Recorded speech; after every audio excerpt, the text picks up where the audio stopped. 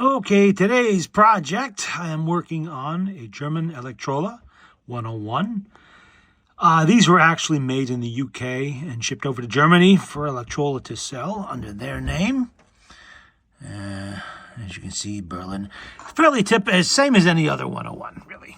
Black 101. They didn't do any kind of remarkable changes to these things, just for the German market, except for German language. Markings on there. Okay, what do we find in here? A number of things made it fairly obvious somebody had been into this machine before I was. Not that that's unusual. The thing's almost 100 years old. And, it's going to have something replaced at some point along its journey. One thing I noticed missing, the Euler diagram is not there. It's gone. Someone removed it. Don't know why. And I don't know what caused this. That's damage of some sort. Somebody probably didn't know how to get the motor board out properly. And so they kind of banged it up a bit. But they didn't make a hole there, so that's okay.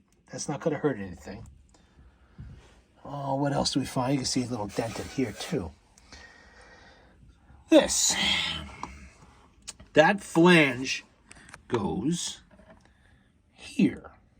On the bottom of that. Kind of holds oil, grease, or whatever in there in place.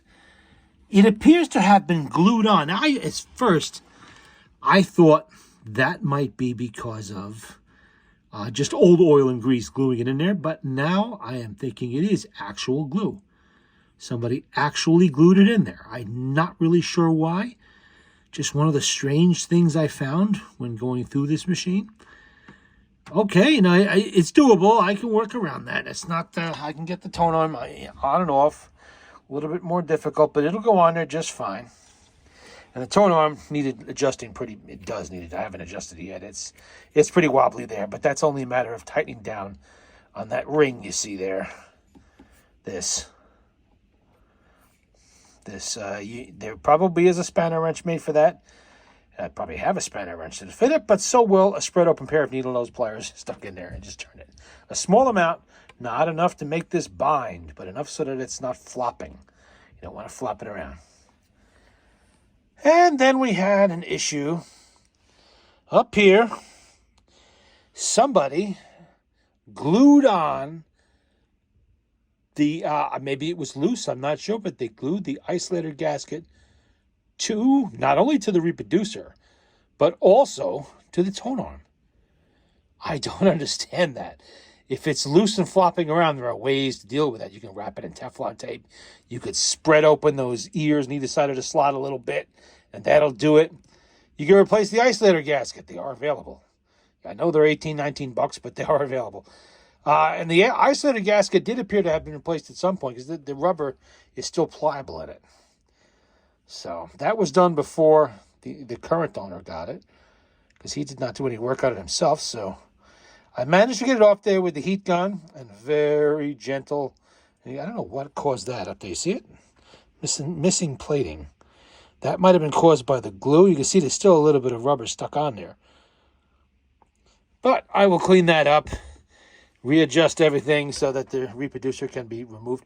I have to try to rebuild it because I found out that it is actually stuffed full of dead bug parts. I mean, you find stuff like this in these machines because, hey, it's almost, like I said, it's almost 100 years old. It's been sitting a long period of time somewhere in it. Wasn't being used that whole time.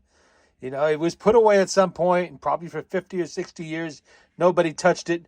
What happens is bugs can get in, usually moths, but sometimes other things, get in there and end up in the horn and, around in there. I still got some bits and pieces to pick out of the horn. Let's see if I can find over here. Let me get my pointer here so you can see it. See what I'm pointing at right there? That is the head of some kind of fairly large insect. A beetle maybe, or I don't know.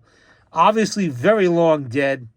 That was wedged all the way up into the reproducer.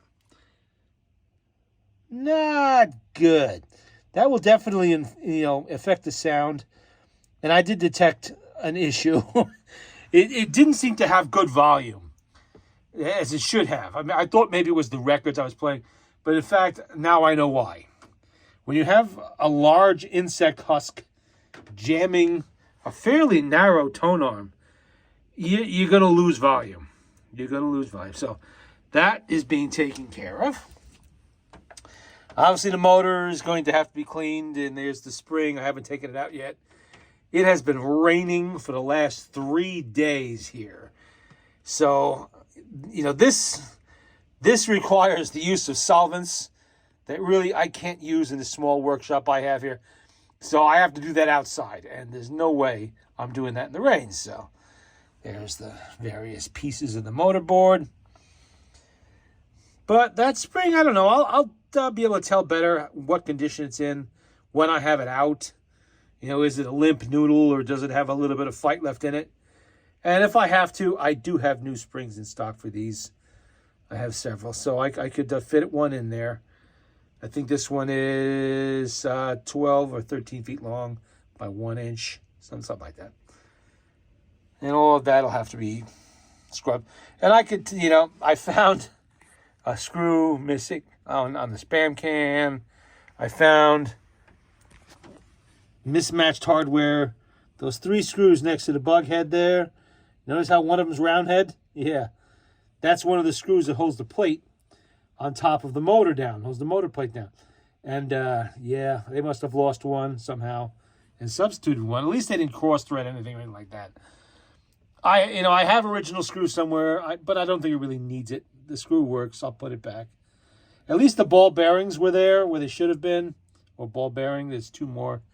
Where did I put? Somewhere around here. I put oh, there they are. Those are the bearings for the governor.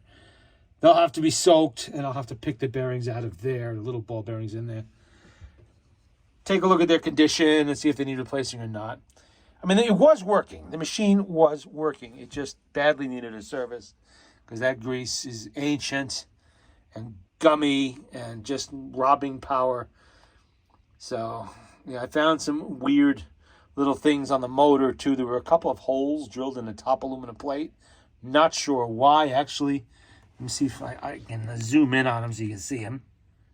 Those holes there, I have no idea why those were there. They shouldn't have been, but they're there. Not doing anything, so we'll leave them alone, of course. And during the week, I'll get to that. We have some minor issues with the Rexine. Not so much there. That's been glued, I can tell. But on the bottom edge, I think, right under here, I think, it's starting to come a little loose. So I got to glue that down and make sure it doesn't get out of hand. The original handle looks pretty good, and the owner has requested I leave it, which I would have anyway because there's no reason to replace it. Everything else looks pretty good in here, other than the weird stuff like this and the missing diagram. I mean, greasing and oiling these motors is pretty straightforward. You don't really need a diagram to tell you how to do it. It's, just oil everything that's not a gear and grease everything that is a gear. Unless it's a fiber gear, which this does not have. So you can grease all the gears. And that's it. That's all you got to do. It's not rocket science. Let's crank back there. And I got to see how many, make sure. I got to run pipe cleaners through there to get rid of whatever bug part. Well, I can take it apart partially too, which I will. Get rid of the insect parts in there. I have found moths in these things before, and beetles and roaches, fortunately dead. It happens. You get stuff like that when these things sit a very long time. That's pretty normal. Let's see, let me put this down. You can see. Oops. It is a really nice condition machine.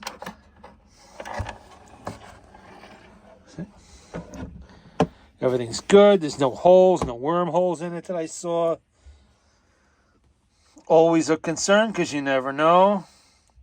Like anything that sits, if it's got insect infestations, you don't want that spreading to anything in your home or your other machines. So you always examine them carefully to make sure there's no livestock coming along for the ride.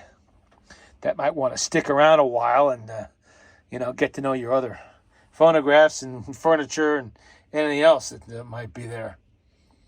And this is the number 59 motor in this, of course.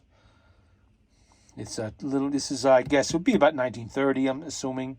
29, 1930, somewhere. It does not have auto brake, though. Does not have auto brakes. The 101... What does that say? 101G. C101G. 4 spares, quote. Later on, Electrola did make their own machines, like the 106 and the 102. But that was later. That was at a later time. At this point, in the late 1920s, very early 1930s, just before, the National Socialists came to power in Germany, they were importing these from the gramophone company in the UK. All they did was slap a different water decal on there and off to the races. But there you go. That's the project for today, and that's as far as it's going to go for now. Next will be the cleaning and the reassembly and then the testing phase. And then I have to see what I can do with the reproducer. Unfortunately, the reproducer is pot metal. So I may not be able to get it apart to properly, regasket it and all of that stuff. You really should have a new diaphragm also. I don't think that's in very good shape. But, I'll do what I can. Hopefully, I'll be able to do something. If not, we'll have to find something to substitute for it. But there you go. Electrola 101.